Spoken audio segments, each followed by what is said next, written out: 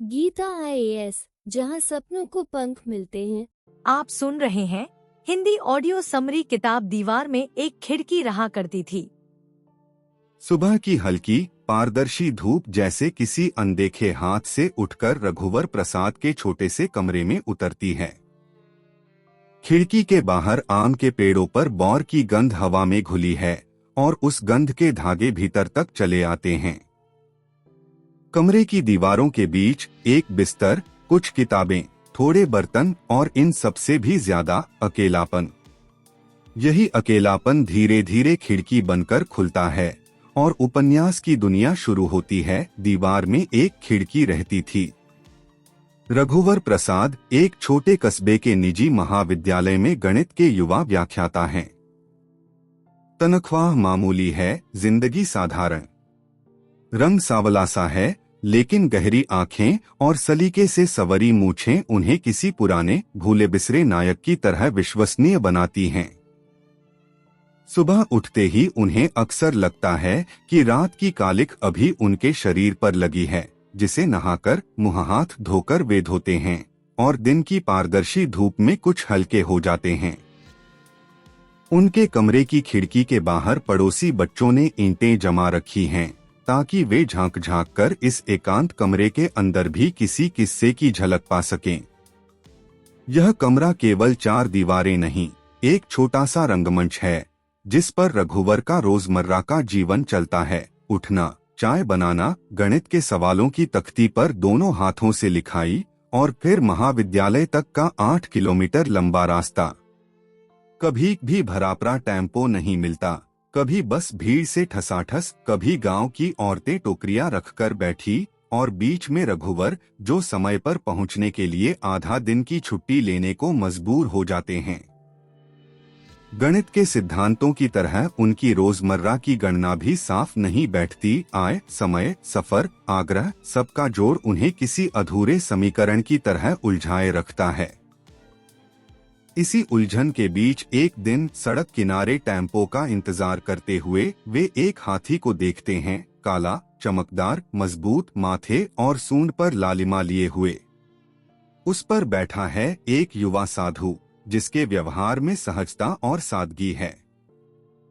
कुछ दिनों तक तो हाथी बस दूर से दिखाई देता है, जैसे किसी सपने का आकार जो रोज एक ही वक्त में कटता हुआ गुजर जाता हो।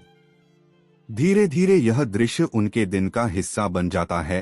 ताड़ के पेड़ों के बीच से हाथी का उभरना, साधु का गुनगुनाते हुए गुजर जाना और रघुवर का भीतर ही भीतर एक अधूरे निमंत्रण को महसूस करना, जैसे कहता हो, आओ, बैठो, चलें। जब पहली बार साधु खुद रुककर उनसे पूछता है, हाथी पर चलोगे? महाविद्यालय ही जाना है ना? तो रघुवर घबरा जाते हैं, हिचकते हुए मना कर देते हैं। उन्हें इस अनोखी सवारी का डर भी है, झिझक भी, और साथ ही यह एहसास भी कि हाथी पर बैठकर दफ्तर जाना किसी भूले भटके राजा की तरह हास्यास्पद लगेगा। फिर भी जब टायरों और धूल भरे टेम्पो बार बार उन्हें धोखा देते हैं, जब महाविद्यालय की देरी आधे दिन की छुट्टी में बदल जाती है, तब अंदर कहीं यह ख्याल उगता रहता है कि हाथी पर बैठना शायद सिर्फ शान नहीं, एक व्यावहारिक उपाय भी है। घर लौटने पर उनकी दुनिया बदलती है। जो कमरे में अब तक अकेलापन था, वहां अब पत्नी सोनसी की उपस्थिति है। हाल ही में ब्याही गई, गांव से आई, मासूम सी, लेकिन अपने भीतर अनंत निरीह बुद्धिमत्ता लिए हुए। सोनसी का नाम ही एक कोमल हरियाली जैसा लगता है और उस हरियाली की जड़ें अब इस छोटे कमरे में जमने लगी हैं। उसकी गुलाबी नायलॉन की साड़ी, कांच और लाख की चूड़ियां, कान में छोटी सी कनफुल्ली और चौके से उठती रसोई की महकें। वह पहले फले खिड़की से बाहर झांकने वाली लड़की को देखती है, बच्चों की आवाजें सुनती है और धीरे धीरे इस नए शहर और पति की दुनिया को छूने लगती है। रघुवर के कमरे की दीवारों में जो अकेलापन था, उस पर सोनसी की हंसी, उसकी हल्की झुंझलाहट, रसोई के बर्तनों की खटरपटर और उसके अस्तव्यस्त बालों में फंस जाने वाला कमल का फूल, सब मिलकर एक अलग ही बनावट रचते हैं। रात को जब बिजली की आंधी से दरवाजा झटके से खुलता है और धूल कमरे में भर जाती है, तब दोनों मिलकर कमरे की धूल झाड़ते और आटे की थाली को धूल से बचाते हैं। और इसी बीच सोनसी अपने बालों की जिद्दी उलझनों से जूझती है, तो रघुवर उसके पीछे बैठकर उसके बालों में कंघी फेरने की कोशिश करते हैं, जिसमें थोड़ी पीड़ा है, थोड़ी हंसी और बहुत सारा अनकहा स्नेह।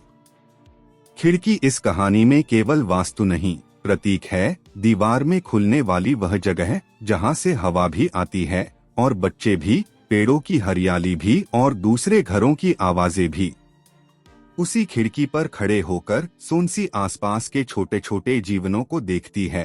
खाली सड़क पर चलता हाथी, पेड़ों पर बैठते रंगीन पंछी, पास के तालाब की सतह पर तैरते कमल और दूर तक फैला आसमान जिसमें कभी चील का चक्कर होता है तो कभी बादलों का। रघुवर जब महाविद्यालय में दोनों हाथों से तख्ती पर गणित लिखते हैं, तब सोनसी इसी खिड़की से आसमान के सूनेपन को पढ़ती है, जैसे वह भी कोई कक्षा हो जिसमें बादल, चांद और चिड़िया अपने अपने सबक सुना रहे हों। धीरे धीरे हाथी उनके जीवन का स्थिर पात्र बनने लगता है। कभी वह बस दूर से दिखता है, कभी उनके घर के सामने आकर रुकता है, कभी साधु की बीमारी के कारण बिना देखरेख के भी खड़ा रहता है। एक दिन जब साधु अचानक गांव चला जाता है और हाथी को रघुवर के घर के सामने छोड़ जाता है, तब जिम्मेदारी का एक नया अर्थ आकार पकड़ता है। अब हाथी सवारी नहीं, एक जीवित बोझ, एक साथी और एक समस्या, सब कुछ एक साथ है। उसे खाना देना, उसे देखकर मोह होना, उससे डरते भी रहना, इन भावों के बीच रघुवर और सोनसी खुद को उलझा हुआ पाते हैं। वे वन विभाग की कल्पना करते हैं, पुलिस रिपोर्ट की सोचते हैं और रातों को उसके बंधे पैरों के घाव को याद करके चौंकते हैं। इसी हाथी के साथ उनके जीवन का रोजमर्रा और भी दृश्यात्मक हो उठता है। नीम के पेड़ के नीचे हाथी की काली देह हवा में हल्की हल्की हिलती है, उसकी सूंड बरगद और गूलर की डालियां तोड़ती है, दूर से आने वाली टेम्पो की आवाज में उसके घाड़ने का स्वर घुलता है। बालक जो पहले खिड़की पर ईंटें रखकर सिर्फ कमरे के अंदर झांकते थे, अब हाथी के गिर्द चक्कर लगाते हैं, उसके सूंड से बचते बचाते, डरते डरते उसकी पीठ को छूने की कोशिश करते हैं। एक छोटा लड़का जो पेड़ पर बैठकर छुप छुप कर बीड़ी पीता है, अब हाथी के लिए डालियां काटता है, भूसे और हरी पत्तियों की उसकी भूख को थोड़ा कम करता है। इस तरह हाथी रघुवर सोनसी के कमरे से निकलकर मोहल्ले, शहर और आसपास के गांवों के जीवन में एक साझा दृश्य बन जाता है। सोनसी के भीतर भी कई तरह की यात्राएं चल रही हैं।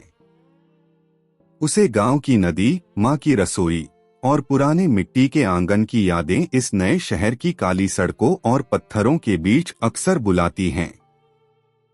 जब मायके से पत्र आता है और पिता लिखते हैं कि बिटिया का मन नहीं लग रहा, उसे कुछ दिन के लिए भेज दो, तब सोनसी के भीतर खुशी और अपराध बोध दोनों एक साथ जागते हैं। वह पति के हाथ पकड़कर कहती है कि तुम मुझे छोड़ने चलोगे? और रघुवर अपने कम वेतन, महाविद्यालय के नियम और हाथी की अनिश्चितता के बीच इन सब का हिसाब लगाते हैं।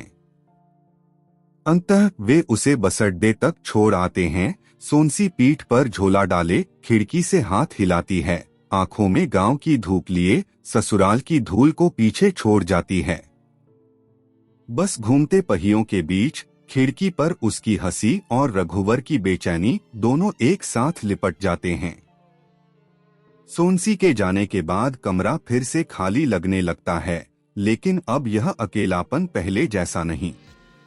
दीवारों पर उसकी छुअन का हल्का सा निशान है, खिड़की पर रखे टीन के गमलों में लगी तुलसी उसकी लगाई हुई है, तख्ती के नीचे रखा कप जिसमें वह चाय रखती थी अभी तक वैसा ही रखा है। रघुवर रात को खैरागढ़ के खंडहरनुमा बाड़े तक जाते हैं, जहां पहले साधु और हाथी ठहरा करते थे। अब वहां सूनी दालान, जंग लगी जंजीर और कुछ टूटे फूटे खपरेल के टुकड़े हैं।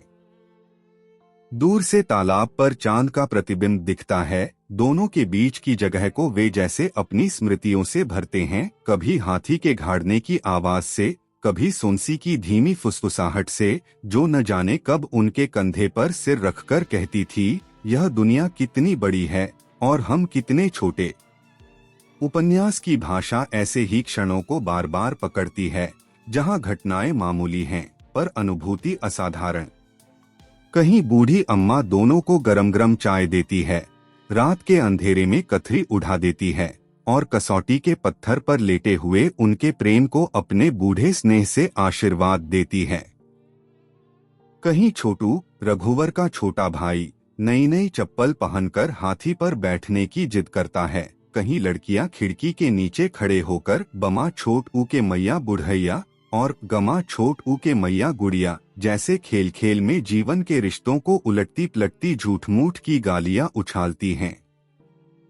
यह सब मिलकर एक ऐसी ताचेदारी करते हैं जहां सामाजिक यथार्थ, बचपन की शरारतें और मध्यवर्गीय संघर्ष सब एक साथ बुनते हैं।